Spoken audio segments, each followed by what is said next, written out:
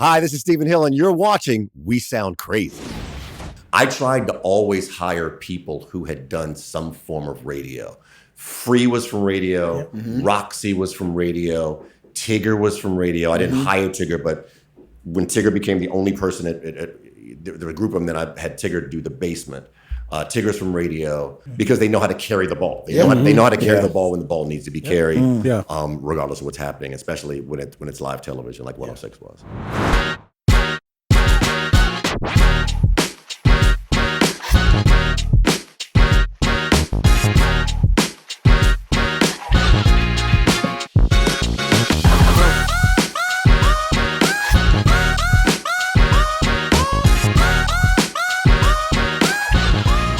Welcome to another week of We Sound Crazy, your official backstage pass to all things music and culture. Your boy, Phillionaire is here. What's up, y'all? Claude Kelly is definitely here. What's up? It's your boy, Chuck Harmony. I'm here, too. What's good, y'all? Bacon for Making is here.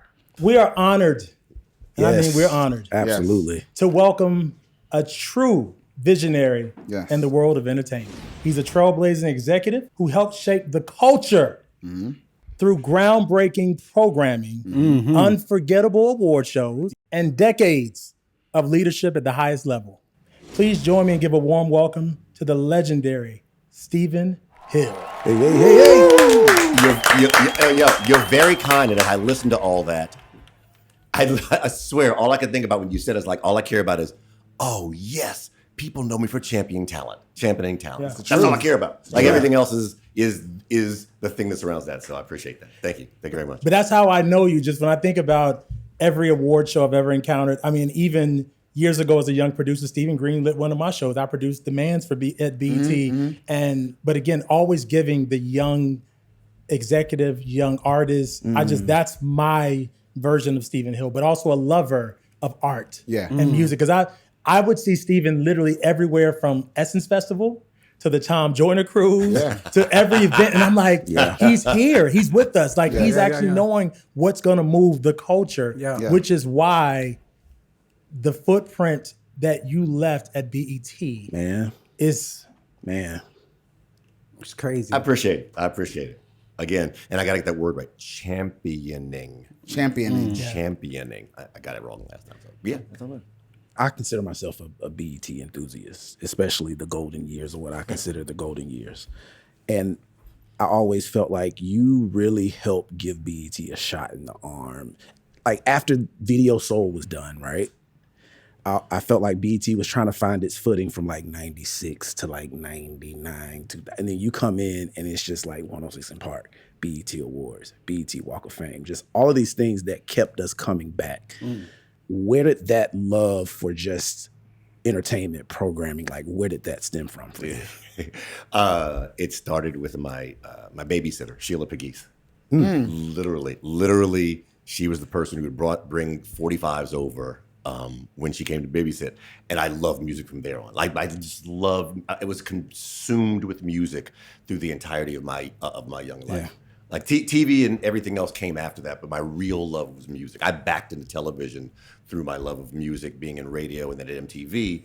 And I got hired at MTV when they were hiring radio programmers to do television. So I learned it from there. But like, it has always been like central to my core. Yeah. And I wish I'd had the patience to stick with an instrument when I was younger, right? That's the one thing I wish I had done. I have one regret. It's not staying in piano for 5-6 years. I always thought I had a good ear and a good sense of the instrument, but they're trying to teach me, dee dee dee dee dee, and I'm like, no, just show me how to play Charlie Brown. Show me how to play a theme from Charlie Brown. That's all I need you to do. Forget all the fundamentals. Show me a song. Yeah. So that's it. But so it really started. It just has always been part of who I am. One of the best compliments my old boss and best boss ever, Deborah Lee, ever gave me was, "You hear music differently from everybody." Yeah. And I was like, "Oh, that's a great compliment."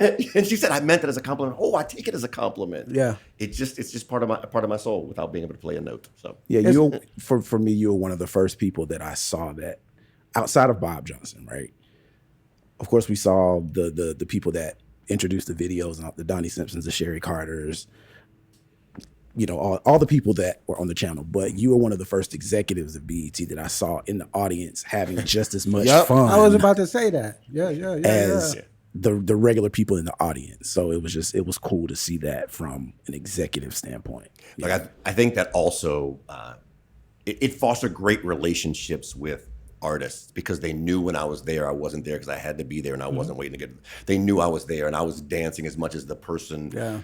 It came like a lot of complimentary tickets. I was very fortunate to get, but I was dancing as much as the person who paid full price next to me because I really enjoyed it. And there'd be other executives there who were clearly just there because they had to be there. Yeah. And one of the things that kills me is that people make fun of Taylor Swift at award shows all the time, and it drives me crazy. So I'm like, you're in the music business. Why are you sitting down? Yeah. When Kendrick Lamar did something with what's the name of that group? It was a group, and they threw paint on each other at the Grammys one year, and it was an amazing performance. Yeah. And everybody was sitting down. There's a shot where everybody's sitting down except Taylor Swift, and then like 10 rows back, I'm standing up, right? And all these executives on stuff who say they love music, it's so hard to get folks to move, and I never understood that. I don't get it either. Never understood that. Wow. So I know you probably don't remember this, but I met you at a concert. where? Which one? In Nashville, Maxwell. Oh my! And that was a while ago. And I was sitting behind you, and I didn't know who you were until you turned around. But you looked like you were having the time of your life at this Maxwell concert. Is there a special connection with you and Maxwell? Oh yeah. So it goes back to MTV. Okay. And he says this all the time. He credits it. And look, I've worked with great teams. I want to say that on the outset because some things are going to sound like it's just me, and it's not, right? It was the team at MTV: Pat Galuzzi, Andy Schoen, Sherry Howell, Kurt Stefik, Fred Jordan, late great Fred Jordan, who was on the team that really embraced music. I was fortunate enough to be the kind of the first adult black executive in the kind of the music selection department there At MTV. at MTV. What At year, MTV. what years was this? I was at MTV 95 to 99. Okay. And so when Maxwell came out, like I understood what that was. I understood what that could be. All the talent was there, the songwriting was there, everything else. And so he credits often, I was in the room fighting hard for him to get his Unplugged. And so that's why, that's our connection. Because of course from Unplugged came This Woman's Work. This Woman's Work is from MTV Unplugged. Yes.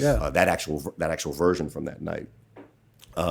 He's just been a cool guy, and I love the fact that he can go out and thrill audiences and have he can not put out a record for 15 years, and people will still go to arenas. Just him and Sade.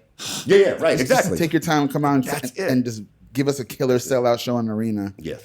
My favorite Maxwell, I give a short Maxwell story. My favorite Maxwell story is that he had put out I think it was Embria, and then was a Lifetime album. Album he put out Now, and then disappeared. Yes. He just flat disappeared. And in 2008 at the BET Awards, we were doing a tribute to Al Green. And we had, I forget who else we had on it. I apologize. But there was this one song that Al Green had. I'm like, there's only one person who can do this. And so I remember it was Motorola Two Ways. It made it, or Blackberry. It was Blackberry at the time. And I Blackberried Maxwell. I was like, hey, I don't know if you're interested in coming out yet, but I got this thing for you. I'd love for you to do Simply Beautiful by Al Green, right? Because all the other Al Green songs kind of are in the same cadence. They're awesome, but they're all the same. And Simply Beautiful feels like it's from another planet. It's like another Al Green planet. And so I'll never forget his response was, and I'll miss the number of times, it was just like, wow, wow, wow, wow, wow, wow, wow. And make a longer story short, I remember he walked on the stage in rehearsal, and he had been gone for like 4 or 5 years, and he had cut his hair, and so he walked out and started singing, and people didn't know. We didn't tell people personally on purpose, and you could just hear like even the people who worked there, the women just started screaming when he came out, and that was when he came out. And by the next year, he put out Pretty Wings, but it was that thing, and he'll tell you it was that thing that propelled him, and like, oh, I'm ready to come back out. I love that. Yeah. So this year marks the 25th anniversary of the BET Awards. What's one of your babies? Yes. This is one of your babies. Yes. Shout out to Curtis Gadsden and Deborah Lee and Gina Holland and Jackie Coleman on Absolutely. BET Awards. But when I think of BET, especially John Cassette. Yes, rest in and peace. Jesse was there for the first Yep, one. Jesse so- was there for the first one. Jesse Collins. So many iconic performances. So many people. I mean, I remember the moment with James Brown and Michael Jackson coming out. Literally my favorite moment. So many moments. Yeah. It was just iconic. I have to ask you, as the person who this started with you and your team, Yes. this amazing historical award show that's impacted culture for years, for 25 years. What is your favorite performance that was a part of the BET Awards? That's a good one. Because it's been so many from my perspective. It's tough. But if you got to say, this is my favorite baby for today, my favorite performance. So I know what I'm going to say, and I'm going to say something that's going to beg a question later. This is my favorite performance for the award show, but it is not my favorite BET performance. My favorite performance for the award show, it's tough. I mean, Beyonce splashing through water is up there because of what it took to get to that. You mean water doesn't work with electricity on a stage? Really? You don't say. But I have to say, and I'll tell you the reasons. When Jennifer Holliday and Jennifer Hudson came out and did "And I'm Telling You I'm Not Going," the year that Dreamgirls came out as a movie. Yeah. To set the stage, if you remember, I think it came out through Paramount, and whatever it is, Paramount was trying to distance itself from Jennifer Holliday. It was all about Jennifer Hudson, and the folks who maybe don't look like us didn't realize the national treasure to us that Jennifer Holliday was. Yes. They were just interested in promoting their movie and making sure that no one thought that this other woman who did it on stage was competing with Jennifer Hudson. And so Jennifer Holliday felt away. Jennifer Hudson herself never, ever went down that road with them. It was just, she didn't get invited to the premiere. Like there are all these crazy things that happened around Jennifer Holliday. And so when that performance was coming together, we had a rehearsal at Central Staging, and Jennifer Holliday got there first, if I'm remembering this correctly. And when Jennifer Hudson walked in, she almost burst into tears and ran over to Jennifer Holliday. Nobody in that room knew that at the time, those two had never met. That's crazy. They met at the rehearsal for the opening for the BET Awards that year. Jennifer Hudson's team was filming it. We weren't filming it because it's a rehearsal, especially when it comes to women in rehearsals. You don't. Yes. Back then, especially, you don't tape that. Yeah. So we had no cameras in the room, but Jennifer and it let Jennifer Holliday know the love that was really there, right? I think she was a little, oh, you want to do this because of the big thing? Like, no, we revere you like you should be revered. Yeah. And when Jennifer Hudson walked in the door and showed that reverence as well, it loosened up everything and drove to that amazing opening performance. That I will say is again, there's a lot to choose from, but that's the one because it's so black. Yes. The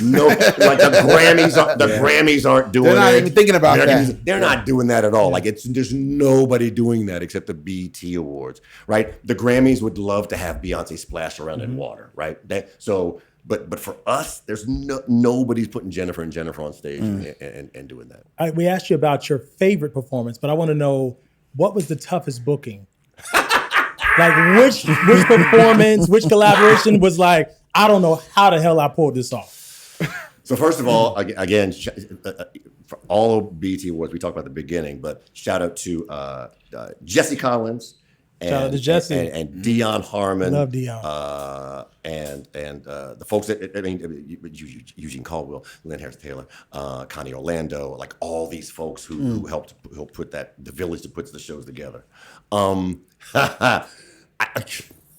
It's got to be everything that went into Beyonce splashing in water. Like that was the thing. Like, so I'll start from the end. She walked off from that stage, got into a car, went to the airport, and started her European tour 2 days later. After that. No. That's the thing. She had a European tour that she started And remember, they're ahead in time, so she had to catch up in time. So she landed, maybe had 12. I can't remember the exact numbers, so don't hold me to it. But like maybe 24 hours between landing from our show. That's right? crazy. So all that to say, to your point, like the hardest one to get, it was a no from her forever. It was a no from her, and because of the tour, not that she didn't want to do it. Like, I got this tour starting up, this big European tour. I think it was even it was stadiums for Europe then. So I got this European stadium tour, and the way I tell the story is, and it's true, is that I knew people who worked at her company, and I just asked them to keep giving me tickets where she would see me in the audience. Like, I literally, and I showed up at Hershey Park, Pennsylvania. And I would kind of like, and she joked about this later, I would do the choreography of her splash in the water. and Hershey Park, San Diego, Chicago, DC, like places, I would pick places like San Diego, like people where, like, you know, it's not going to be New York, it's not going to be LA, because it's a whole thing. But I showed where no one else was, so I'd be the only like person in the industry there. And there were times when she would literally look at me from stage and laugh. And so finally, as we got down to it and we kept begging, and I've always thought, she said, okay, if I can do Freedom while splashing in water on a stage, then I'll do it. I was like, she's trying to get us to say no. Like, she's trying to get us she's trying to make us so we can't do it. Her and her team, I want to be clear. And this is all good natured, so I want to be clear. Yeah. And that probably wasn't the case, but we were like, okay, all right. All we have to do is find ways to say yes. And so, again, credit to Jesse Collins and my man Eric, who found a way to make it so you could splash water on stage around all of those lights and electricity, right? Not knowing where it's going to go. Water is the most unpredictable element there. And we finally made it so it was a yes, and then have a private plane waiting for her to take her away. It's the most I'm sure it's the most expensive. I don't know if they've done since then, but it's the most expensive. But that was the one. And kudos to her and her team. She could have kept it as a no, but I think she understood how important it was for us, for the show, for the culture, and so. It was but it was a tough. It was a no for a long time. And shout out for Deborah Lee again for making some calls as well. Is there a person that you just never got who the answer remained no? The reunion of Tony. Really? Oh, that's an easy answer. That is the easiest answer. That is the easiest answer for me of every question you're going to ask. We were so close so many times to getting all three of them on stage.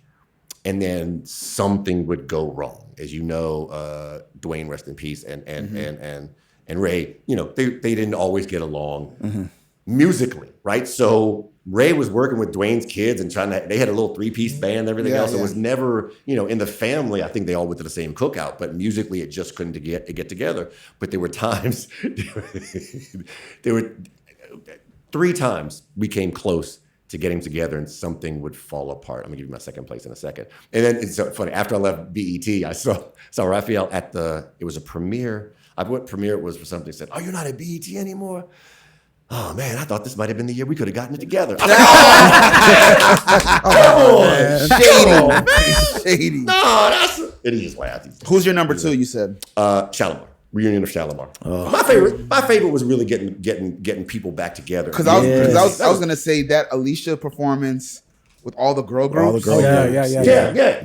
That was a surprise. Yes. And the original members of Untold. And all of them together, which may be the last time they were all together. I think so. Yeah, maybe in peace and harmony. Yep. I think in peace and harmony. That's right. Is there a perfect formula for an amazing award show? Like, are there certain things that you have to have when you do a BET Awards or American Music Awards? Like, in your opinion, what are those things, if there are any? I don't know if it's the formula, but I've always loved it if there are 3 elements that you know people are going to talk about the next day. There's 3 things. There's 3 things in any show. You can have the rest can be. You still want it to be good, but like if you have those 3 things, what it allows you to do is like, okay, I can have a new artist here. Like I could have a new art. I could put a new artist up on stage here. We could build then it was called the Music Matter stage, right? Because having it's the biggest audience that the channel has every year, and exposure of new music has always been an important part of that. But yeah, if you have three things, if you go in there knowing, okay, we know these three things are going to hit, then I feel like the whole show is going to happen. Because like you remember Michael Jackson, you remember Beyonce, you remember maybe Nelly back in the days. But the thing is, there was like 12 acts on the show, right? And if you remember a good three, or if, candidly, 20 years later, if you remember one, it's a great memory. All we ever want to do is have people remember the shows. Well, we want them to watch them in the first place, and then remember them fondly. That's good. I remember them fondly. Yes. Yeah. I have all of them on VHS. Not VHS. For like the first 15 years. Yes. I may come to you because I'm not sure I have a few, but not all of them. Yeah. I remember them fondly. So you talked about your favorite BET Awards performance, but what was your ultimate favorite performance on the network? Is there one that jumps out to say, this was my absolute favorite performance from my tenure at BET? Marsha Ambrosius, Jill Scott, Kelly Price, And Lettuce. Oh, yeah. That, my friend. That was best. That's the best. That's the best thing.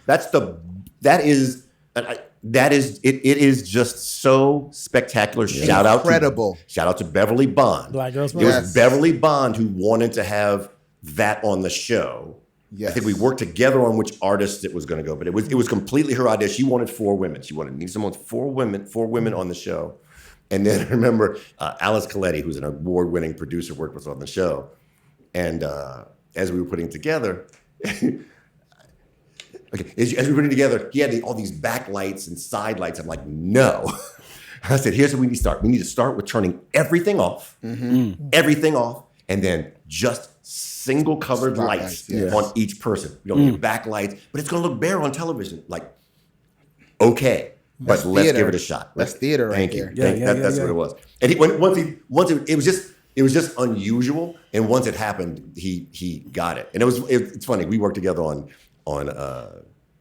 he worked on. I got to be there when he did MTV Unplugs and some other shows we worked on. Alex Coletti is he's freaking genius. That was a game changer. I remember for all of them, especially Lettuce. Yes. Yeah. Oh, yeah. I think we worked Lettuce not too long after that. You did, yeah. We did Pieces of Me. Pieces of Me the was thing after about that. it was that they were all known, but Lettuce had that moment to really say yo, remember this name. Absolutely. And her positioning in the performance was that, and now we know she always delivers when put in that position. Yes. But people walked away whoever Peaches is. Whoever Peaches is. Whoever Peaches is. Yeah. I want to be down with that. And it definitely changed, I think, the trajectory of her career. Absolutely. Now, I will say the one downside of that is that for 10 years after that, Lettuce had to put up with me sneaking it behind her and going,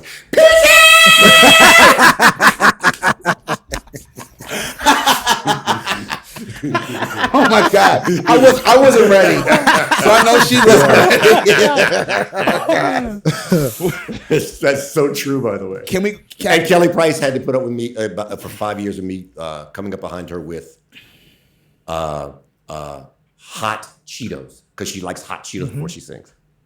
Really? Kelly Price? Kelly Price likes hot Cheetos before she sings. So does Whitney Houston. Interesting. Yeah. When you was like, I need hot Cheetos in the studio. Oh, really? Yeah, 'cause Really? it opens your chest up. Yes, that's what Kelly said. Wow. Yeah, hot Cheetos. I want to Phil, ask there you, you go. I want Some hot Cheetos. I want to ask you a quick question about the MTV days first, because of course it leads into BET and everything else. What is it like to look back now on really being a part of the crew that opened the floodgates? Well, the cool thing about that is that what it meant was, and again, shout out to the team, that you didn't have to be a big name. If you had a cool ass video, you could get on the channel. Right? Okay. That was the thing. MTV wasn't just playing the hits. It was like, and somebody asked me about this. Okay, I'll say it now. So the first record that I ever had a video I had a hand in, like I really went to the meeting and I felt I'd been there long enough. Like I'm pushing this. Yeah. Skilo, I Wish. It's the very first record. Hold on. I wish I were It's the samples. Isn't that sample. Isn't that sample? Okay, did she tell you the story? No, we didn't even talk about it. Wait. Oh, But we she knew. didn't tell you the story? No. Bang. Okay, you got time? That's Yes. yeah. You got time? This is crazy Okay. synergy. Okay, you got time? Here's the story. wild. Here's the story. So, okay, I'll do it linear. So, 1995, I get there in like February. I forget when Skilo comes out, but it's within 6 months of that. I'm fresh, but that video is so much fun. It's so enjoyable. It sounds great. Yeah. Like everything about it is right. No one knows who the hell Skilo is, but to my point, it was a fun video. Like, this is going to work. MTV can make this work. Yeah. MTV made him get a gold album. Yeah. And he got Skilo a gold album, and he will eat forever off of, of I Wish, right? Someone will pay him to do I Wish at some point in time in his life anywhere. So, and I've always known that was like, that's the first thing I had first I have a hand in. Like, if you ask me what the second one, I can't really tell you. But maybe it was Maxwell. Flash forward to maybe a year ago. So during the pandemic, I used to get on Instagram Live, and I do my little looping. I call them looping live because I used to like to just create loops, play them, talk over them, and then release them into the song. Right. So I give stories about the song or in a relationship I had, and then play the song, and then just read comments and pin comments and stuff. So I'm doing this, and over the last couple of years, I've done it with my now 14-year-old nephew. So when he's 13 or so. So my nephew was like, before we go into it, he picks 10 songs, I pick 10 songs. He put Skilo, I Wish. He's like, where'd you hear that song? It's like, I don't know, somewhere on YouTube or something, but I think it's really cool. And so, and as the intro, it's looping, and then I hit play. And read the comments, and someone commented and said, "Oh, how cute! You're playing a song that has your wife's voice in it." And you know that point in the movie where everything is get close and far away at the same time? Yeah. That was my head. Like, what you talking about? It's like, don't you know that's your voice? That's your wife's voice. Yes. In I Wish. I was with my nephew, so my wife was at home. She wasn't where we were, but she watches, and she's like, "My voice isn't in there." And this random person we don't know is like, "Yeah, it is." And so we stop it, and as soon as I hit play again, I was like, "Oh shoot, she's the one hitting the whistle note." And as soon as that happened, she said, crazy. "Oh my God, that's the remix of." It's Love Taken Over, or It's All Right. Wow. She had no idea she was in Skilo's I Wish until a year ago. I had no idea she was in Skilo's I Wish. A song that would never have been big had I not been at MTV and been in that room. That's wild. This is the thing, my friend. That's wild. This is the thing. This is the thing. Oh, man. That's synergy Yes. on another level. Right? And so, I swear it was so, we were like, she did that song, you must be crazy.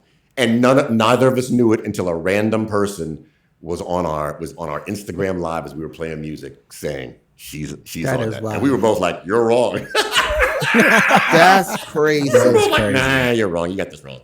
Thank you, Skilo. Right. Thank you, Skilo. So, Stephen, going back to radio in Boston, WILD.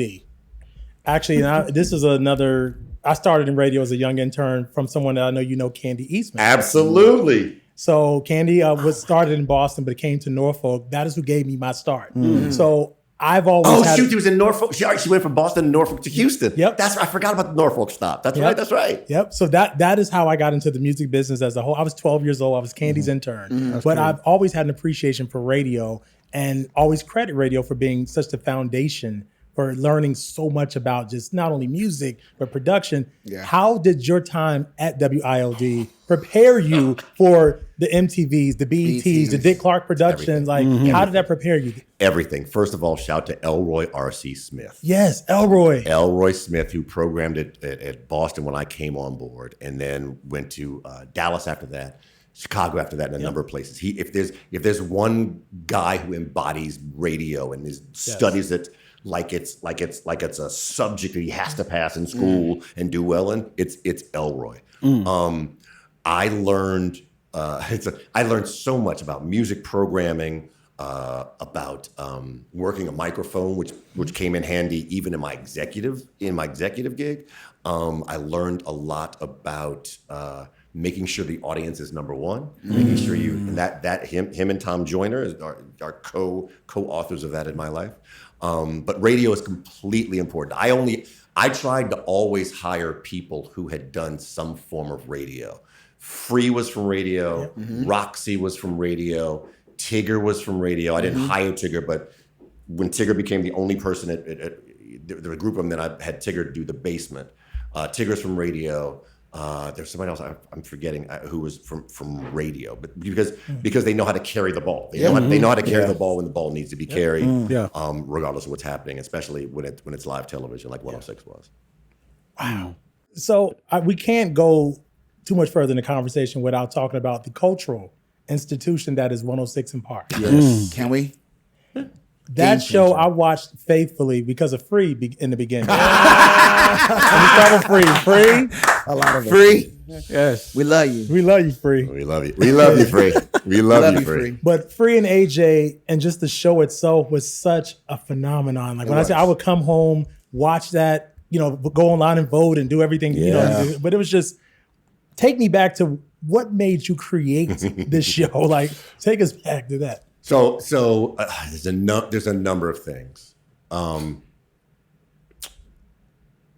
One, and again, shout to Deborah Lee and Curtis Gadsden, who moved all the music from Washington D.C. to New York. It was a big and costly move and gamble, but it was for sure needed for BET to be in. I don't want to say, BET was always in the real conversation, but it was just hard for other people to talk because they had to go to DC to get everything done, right? And so that's probably not a good analogy. It was just made it more difficult because artists had to take whole days to go down there, and so it was tough, the scheduling. So they didn't have access to the things that they could have had in New York. So thankfully, they allowed the move to New York to happen relatively soon after I got there.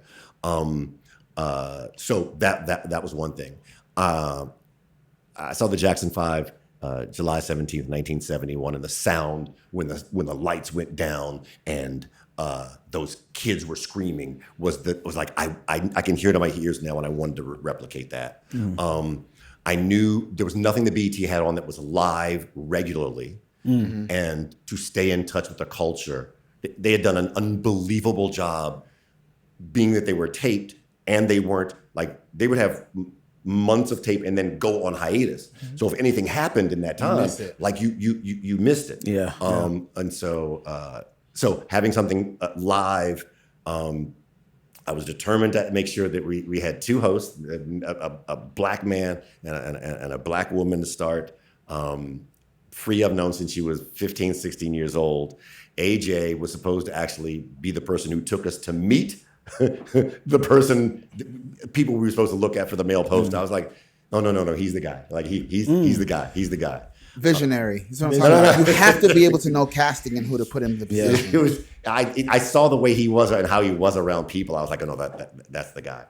And then, candidly, and people were like, it was just like TRL. The only thing we really got from TRL was like, how do you line up 10 videos or 12 videos in an hour and a half? You count them down. Count them down. Right? You count them down. So, I was at MTV when TRL started, went over there, but it was not based on TRL by any stretch of the imagination. If you want to say we took something like counting videos from 12 to 1 or 10 to 1 or whatever it is. Is there a moment in the show's trajectory that you felt like, okay, we found our footing? Whitney Houston and Bobby Brown were like, we want to come by. We've got no project. We've got nothing, but like, we like what this is and can be. And they just surprised AJ and Free. Like they kind of just showed up. They literally wasn't even, it wasn't a call. It wasn't a big deal. They were like, they drove themselves in. Came in and Bobby said, I'm just stomping around. I'm testing out the stage.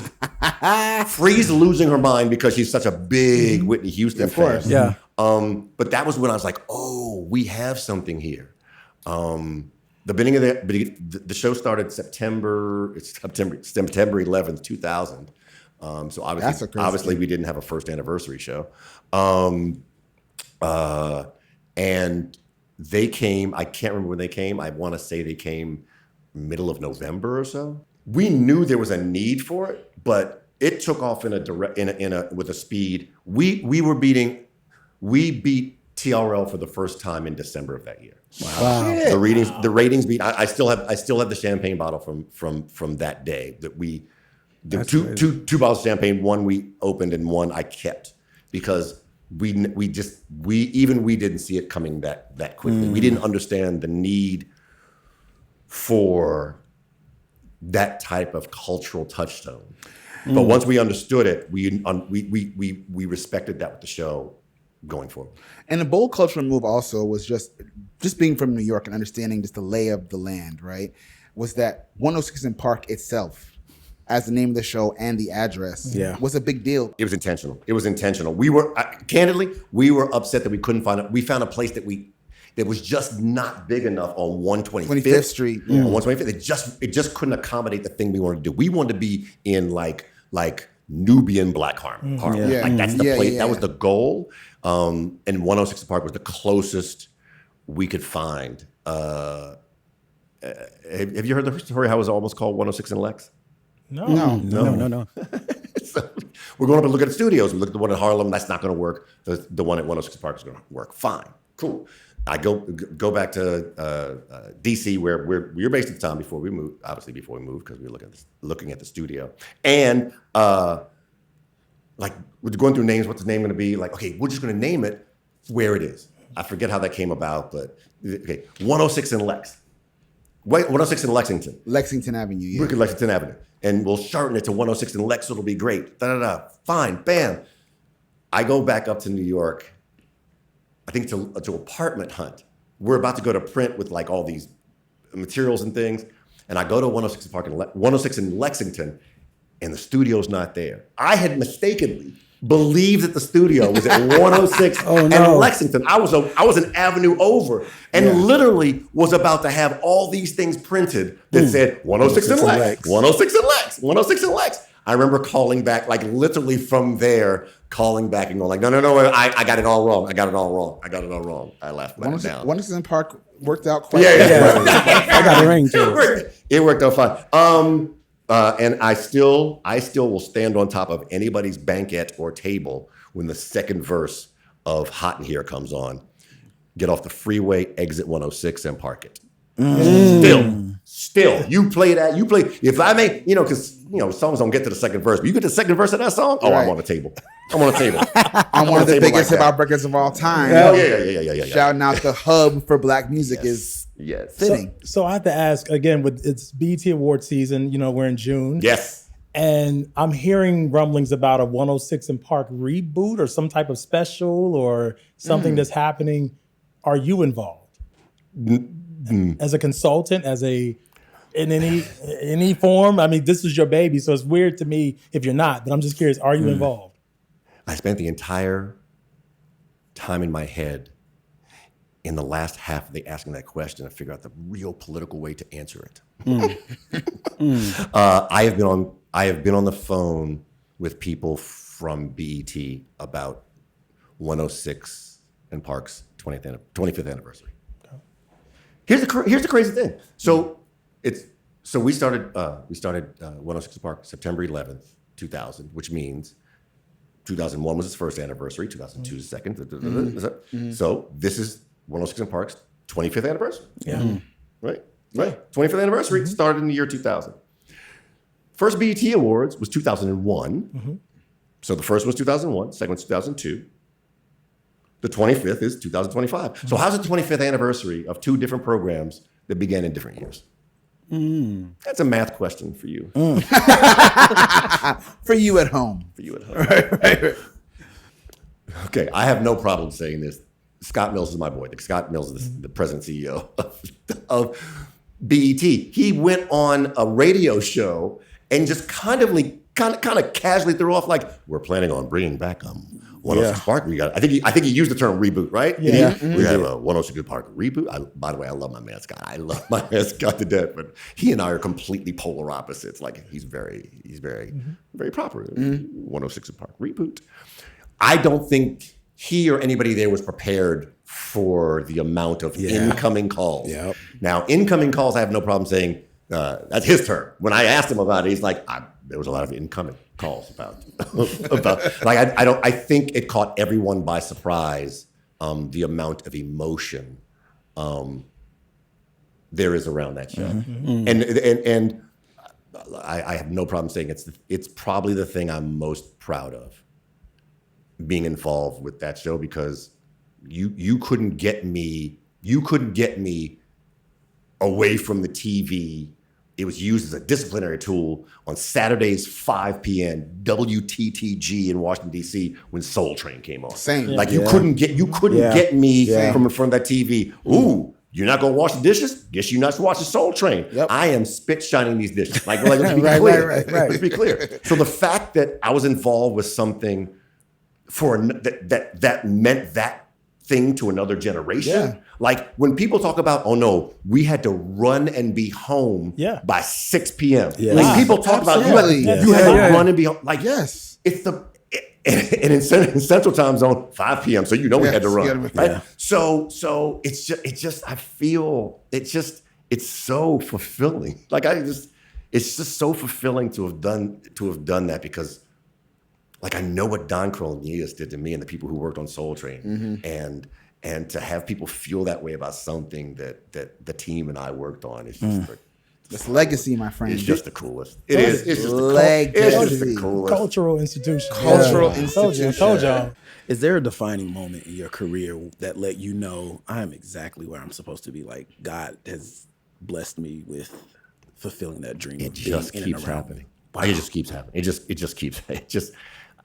I would do a disservice, I think, to my trajectory, past and future, if I picked any. one. It's just the entirety. It's the entire journey. Man. Like it's the entire. I so feel that way, and just fortunate and blessed and lucky and all of those things.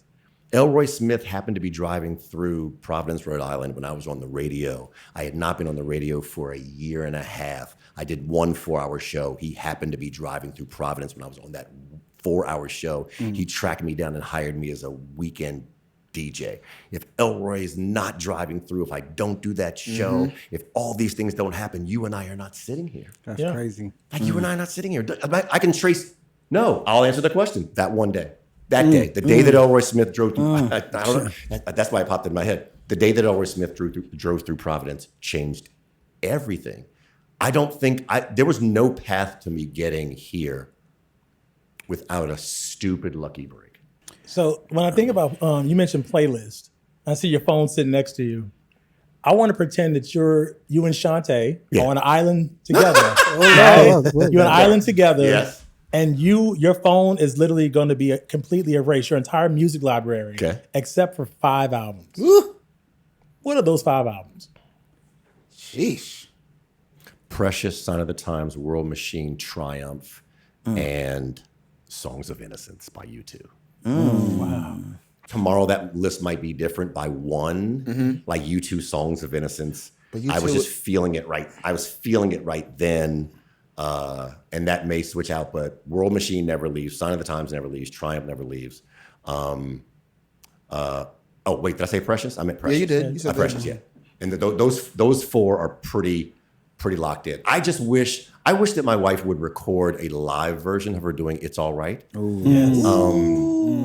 I would like that's the thing I wish was the bonus track on Precious.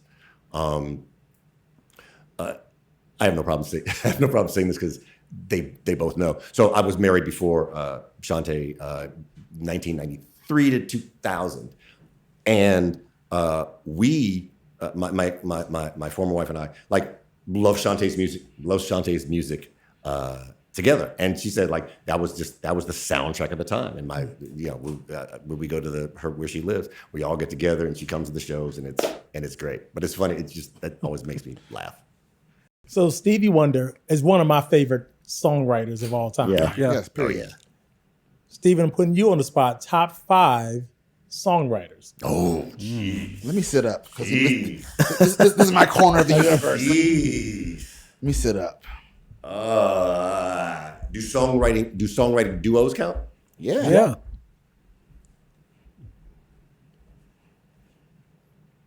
Prince, Michael Jackson, Paul McCartney, John Lennon, Babyface, Jimmy Jam, Terry Lewis. Easy. I love how he spits I'm good. it out. I'm I love good how with he that. spits it out. I am good with that. That's not good. That's You came in. the only you know what? Here's my challenge. My challenge is I hate having lists that have no women in it. I detest having lists that have no women in it. Mariah Carey. Yep. Mariah Carey. Yep. I got to go to 6. I got to go 6 because I can't kick someone out, but I can't leave her out. Hey, you can't. And so shout out to MC. M told me, because I went to a few of the Mariah shows, as I typically do during the holidays. Same. I was told that you're the person that had me beat as far as attending her concert. They were like, Steven was here last night. He was here. Then I go to another show. Oh, he was here last night. I'm like, oh, we got a challenge that I didn't know. Yeah, so No. and that's what actually schooled me more on Sign of the Times album, Mariah, because that's one of her favorite Prince albums. Oh, so, I didn't even know that. Really? Yeah. So she was playing at her house and it was a track that I wasn't. She was like, you need to go study this album. Just broke it down, and I literally I'm a little salty that she didn't get into the Rock and Roll Hall of Fame. Oh, I'm this year. sorry. I am that's too. it. I am so mad. I know she eventually will because she's that legendary. Yes. But I just felt like What y'all waiting on? I was surprised. But by the way, here's okay. So I was surprised, but like if Oasis ain't make it, there was something with the voting. Like, to be clear, Agreed. I'm not the biggest Oasis fan, except Wonderwall is one of the best songs One of the best ever songs of all in the time. history Yes, of ever. of course. But if Oasis didn't make it with that voting block, But I was happy to see Outkast. Absolutely. Yeah. Outkast, And Salt and Pepper. Outkast, Salt and and Pepper. Cindy. I love Cindy. Yeah, we love Cindy Cindy. Lauper. I was Yes. happy to see her in there. Somewhere on TV there's a version of Cyndi Lauper and Patti LaBelle doing Yes. Time After Time. Yes. There's also a random version of her doing with Lil' Kim. Yeah. You ever seen that? No. No? I'm sorry, in which universe are we? She's- Right now? What are we? There's a video from at least 20 years ago where Yeah. her and Lil' Kim are doing acoustic too. Acoustic. Yes. Lil' Kim. What's Lil- Kim's role on that? She was singing Yeah. along with Cindy. I It was was like I was- VH1 fashion something. Yeah. I have a special place in my heart for Cyndi Lauper. I don't know what it is about. Maybe from Girls Just Want to Have Fun, but that's her and that song. And when I saw her, I thanked her. That's the reason why I wrote Party in the USA. Wow. Because I was chasing that feeling. I get that. That's all I really want. Is yeah. That's where I got that from. Wow. I didn't know that. Cindy's a G, man. Yeah. Yeah. Cyndi True Lauper, Colors. True Colors. True Colors, True and Time after and Time time. After Time are some of the best songs ever. They are. Ever. We sound crazy.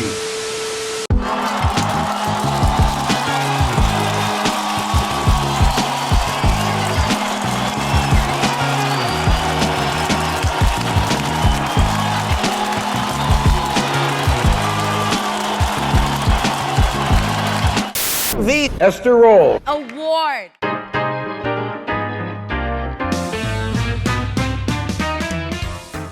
This is the segment that we love to call the Esther Roll Black Excellence Award.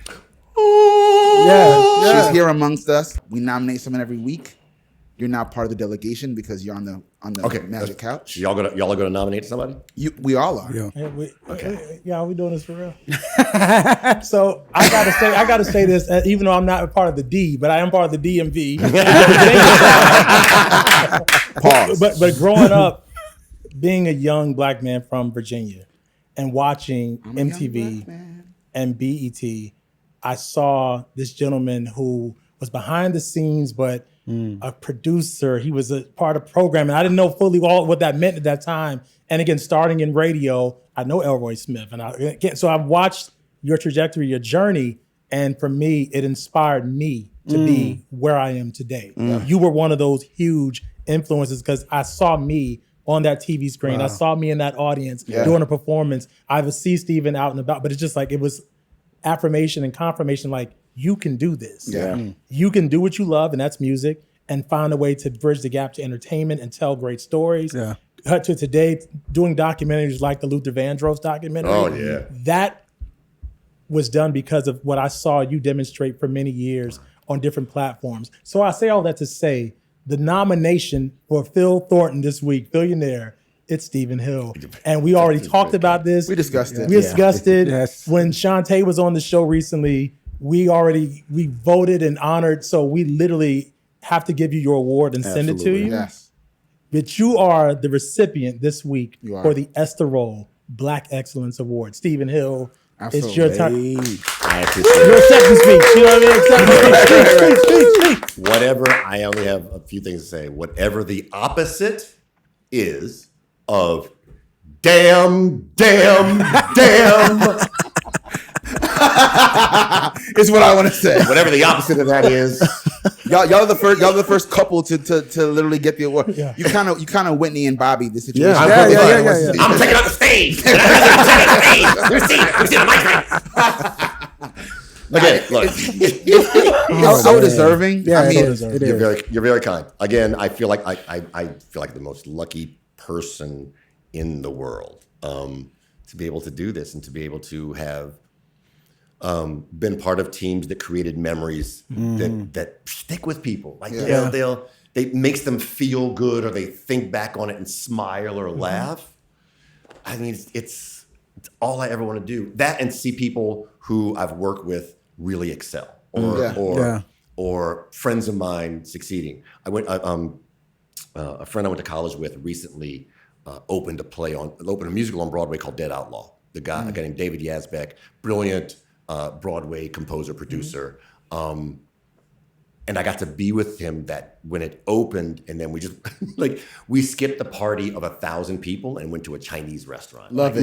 Shantae, myself, he and his wife and some other friends, and we were there as the reviews rolled in. As the reviews rolled in from the opening night, and they were all glowing. Wow. And so it's just one of those things, like, I just love seeing my friends and people who work really hard for long periods of time do well. There's nothing better than that. And I tie that to people who have great memories about things that I've been involved with. It's just great. I never get tired of being stopped on the street and people saying like, I really appreciated 106 Park. I really enjoyed that. Thanks what you did for the culture. I can have gone to the Dwayne Reed, forgotten to brush my teeth, no socks. And if somebody stops me, I'll be like, oh, thank you very much. Thank you. I appreciate that. But it doesn't care. I haven't spent a lot of time with you and Shante together, but now having talked to both of you on the couch, y'all make so much sense. Because you guys are both really passionate about what you do. Yeah. But you guys both have this childlike excitement about music, art, entertainment, being with people, like connecting. And so many people come not just on the couch, but in our work worlds, right? That are so dejected or depressed or jaded, that it's refreshing. And I see why you guys have paired up in life, because it's infectious. Yeah, you guys really love what you do, and I can tell. So true, so true. Life is fun. Life is really fun. How do you hold on to that after all you've seen? So my question is how people lose it. Like, I have no problem holding on to it. Yeah. I have no problem on something going really badly and going, what's the best we can make of this thing right now? Like, because it's going to get better. Like, it's not going to be this way the entire time. Yeah. And that goes for anything. It goes for relationships, goes for, crashing your car, like anything. There's going to, sometimes I call it the rule of 5. 5 seconds, 5 minutes, 5 days, 5 years. There's a 5 something after which that thing that happened, you're going to laugh about. Whatever it is. It's either minutes, days, it's one of those things, but after 5 or something, you will be able to laugh about it. Sometimes it's $5 million that you look back and you laugh because you got money in the bank. You're gonna laugh after one of them 5s. It's the rule of fives. Rule of fives. So yeah. I think I'm sad when people have lost that. It's sad when people have to feel like, how can I get it back? But I understand it. Life's not easy for everybody, I'm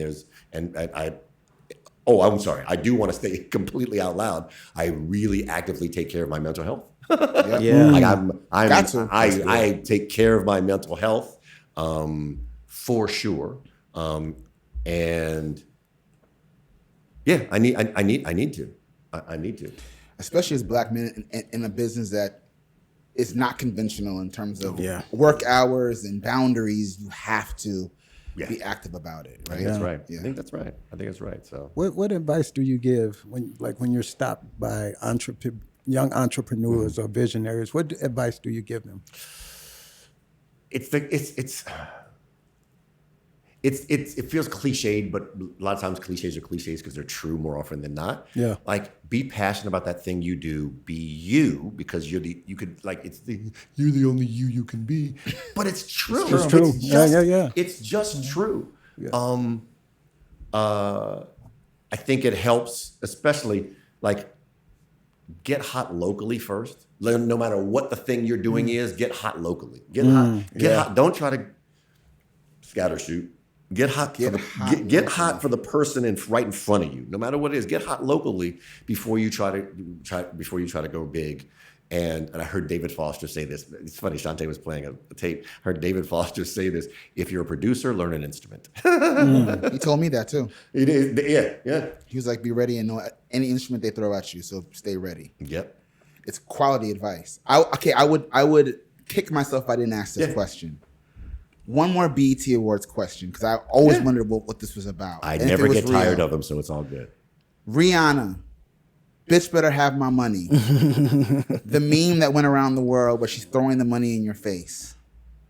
Was it real, and what happened? And can you even talk about it? And that's all the time we have for today's episode. Oh, man. That's it. It's been a great day. It's been a great time. Make sure you follow us on all platforms at We Sound Crazy and WeSoundCrazy.com. And shout out to the good people at Visit Music City. Thank you so much for your support. Our special guest, Stephen Hill. Thank you so much, Stephen. My pleasure. Yes, thank you. Y'all. Thank you for having me. I look forward to coming back. Please do. Until next week, We Sound Crazy, y'all. Peace. We sound crazy.